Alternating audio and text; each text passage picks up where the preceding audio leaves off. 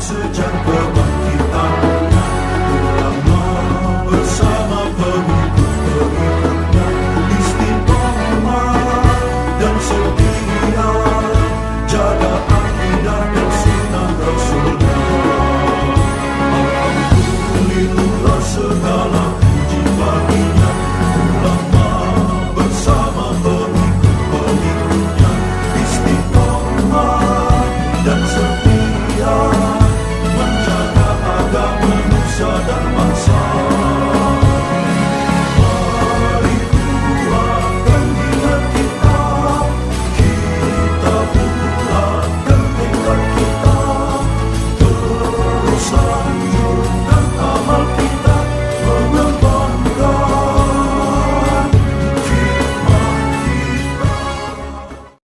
Bismillahirrahmanirrahim. Qala al-muallif rahimahullah wa nafa'ana bihi wa bi ulumihi fid dharain amin. Rabi'an Al-Hasan bin Zabbad Al-Lu'lu'i Al-Kufi maula al-Ansar wa huwa min talamidhi Abi Hanifah thumma Abi Yusufa wa Muhammadin ba'dahu. Yang keempat, tokoh yang termasuk murid-muridnya Imam Abu Hanifah.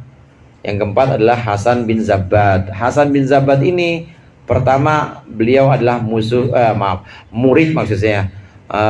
Hasan bin Zabbad ini pertama beliau adalah murid dari Imam Abu Hanifah. Kemudian setelah itu murid dari Abu Yusuf Al-Ansari yang kita kenal kemarin. Ada 4 memang murid Imam Abu Hanifah yang terkenal. Yang pertama Abu Yusuf Ya'qub Al-Ansari.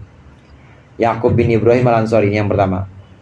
Ini yang paling senior, Abu Yusuf Ya'qub bin Ibrahim Al-Ansari. Kemudian yang kedua ada namanya Zufar. Zufar ini tapi usianya nggak panjang.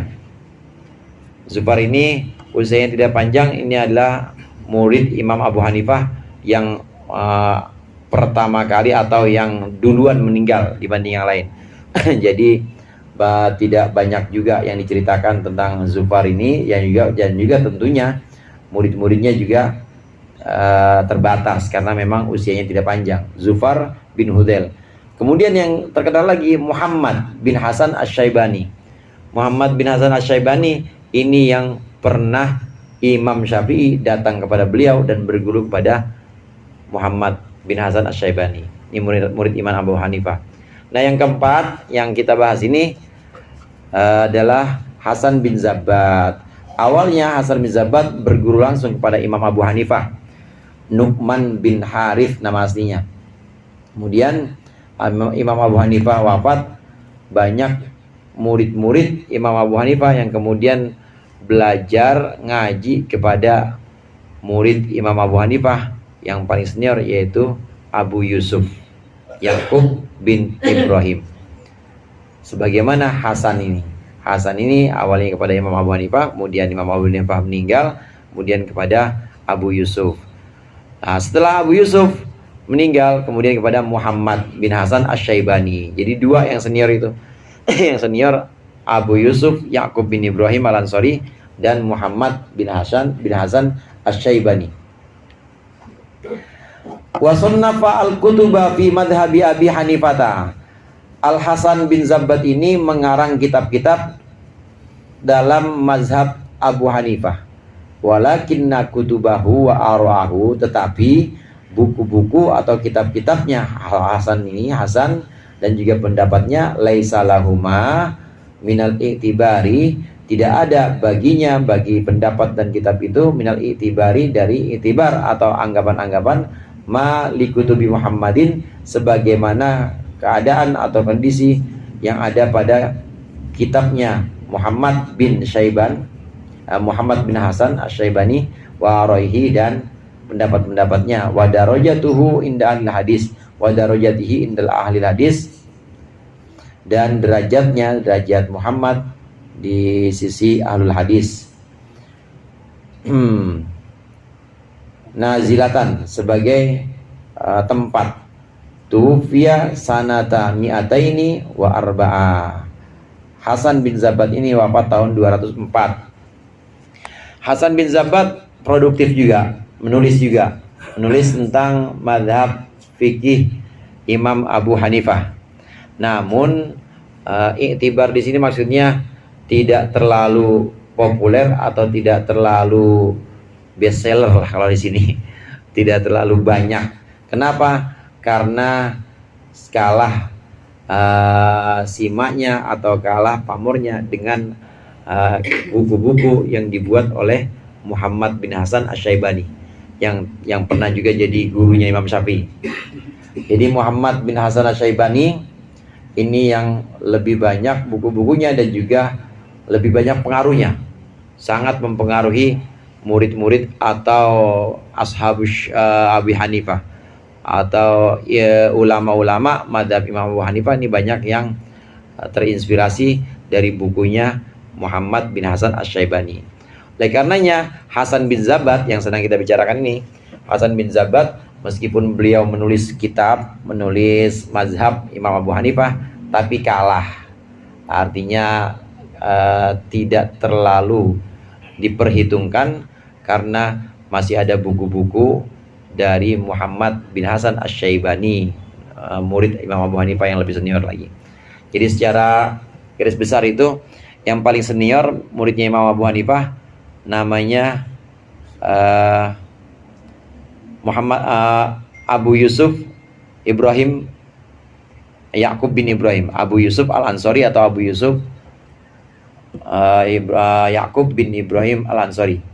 Kemudian yang kedua yang senior namanya Zufar bin Hudzail, tapi wafat muda.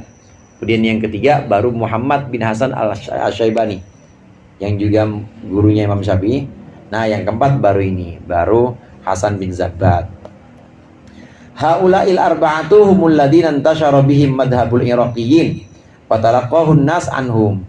Empat tokoh inilah orang-orang yang karena mereka tersebarlah madhabul iraqiyyin, mazhab Irak, artinya rasional, madhab fikih Irak. Wa talaqqahun nas, dan juga menerima akan mazhab iraqiyyin an-nasu, orang-orang, artinya diterima dan sampai kepada orang-orang. Dari empat tokoh inilah, empat murid Imam Abu Hanifah inilah, mazhab Imam Abu Hanifah atau dikenal dengan mazhab Irak ini diterima oleh banyak orang atau dikenal oleh banyak orang, anhum, dari mereka. Kalau Imam Malik terkenal sebagai mazhab Madinah karena Imam Malik tinggal di Madinah. Kemudian metodenya ini sangat memperhatikan hadis, riwayat hadis. Menggunakan pendapat enggak? Ya menggunakan pendapat, tapi sangat sedikit. Sangat sedikit. Di antaranya pendapat atau ra'yun yang digunakan oleh ulama-ulama Imam Malik itu diantaranya adalah amalu ahli Madinah. Artinya kalau tidak ada yang bisa ditemukan dalam kegiatan atau dalam tradisi Rasulullah, nggak ditemukan juga dalam tradisi sahabat, nggak pernah dilakukan, nggak ditemukan juga dalam tradisi tabiin, tapi orang Madinah masih melakukan, maka itu boleh. Jadi kan itu masih pakai ra'yun, masih pakai pendapat, tapi sangat ketat, lebih banyak menggunakan hadis, maka disebut sebagai ahlul hadis atau madhab Madinah. Nah ini satu kubu lain dalam fikih Islam itu ada madhab Irak. Madhab Irak ini madhabnya Imam Abu Hanifah. Dikenal karena empat tokoh yang kita bahas ini. Imam Abu Hanifah, murid-muridnya yang empat ini menyebarkan mazhab Imam Abu Hanifah hingga dikenal. Banyakan itu di Afrika, banyak mazhab Imam Abu Hanifah. Wa kana li Abi Yusuf wa Muhammad wa Muhammadin khassatun inda Banil Abbas ma yuj'alu li aqwalihim maziyatun wa taqaddama ala qawli ghairihim min ahli hadis. Dan bagi Abi Yusuf dan Muhammad bin Hasan Al-Syaibani ini ada keistimewaan inda Banil Abbas di sisi daulah Bani Abbasiyah. Ma yaj'alu sesuatu yuj'alu li aqwalihim maziyatan, yaj'alu li aqwalihim maziyatan, yang dijadikan bagi ucapan atau pendapat mereka sebagai perbedaan keistimewaan maziyah. Ataqaddama, dan keduanya maju atau unggul ala qauli ghairihim atas pendapat selain Bani Abbas min ahli hadis, atau pendapat selain mereka min ahli hadis, dari ahlul hadis. Dari 4 ini memang 2 yang paling menonjol muridnya Imam Abu Hanifah, yaitu yang paling senior Abu Yusuf Yakub bin Ibrahim al-Ansari, yang kedua Muhammad bin Hasan al-Syaibani yang paling menonjol, hingga Daulah Bani Abbasiyah yang berkuasa selama kira-kira itu 750 sampai 1200, berapa tahun tuh? Jadi hampir 5 abad ya. 500 tahun. Walaupun pada masa-masa akhirnya terpecah juga. Ini setelah Bani Abbasiyah, namanya Daulah Bani Abbasiyah. Nah, pada masanya Ayah Abu Yusuf dan juga Muhammad bin Hasan al-Syaibani ini memperoleh posisi khusus pada Daulah Abbasiyah. Banyak pendapat-pendapat dari 2 murid Imam Abu Hanifah ini yang dipakai oleh Bani Abbas. Dan juga berdua ini, tokoh 2 ini yang kemudian lebih unggul dibanding ahlul hadis atau dibanding mazhab Madinah. Oleh karenanya ada kecenderungan perubahan atau kemajuan. Memang Bani Abbasiyah ini sangat berkembang ilmu pengetahuan, fikihnya berkembang, ilmu agama yang lain seperti tafsir, bahasa berkembang juga, termasuk diantaranya Imam Sibaweh di Nahwu, itu masanya masa Abbasiyah, sangat berkembang. Jadi ada kebebasan untuk menggali ilmu-ilmu bahkan dari luar Islam. Ini Bani Abbas. Ada semacam kemiripan antara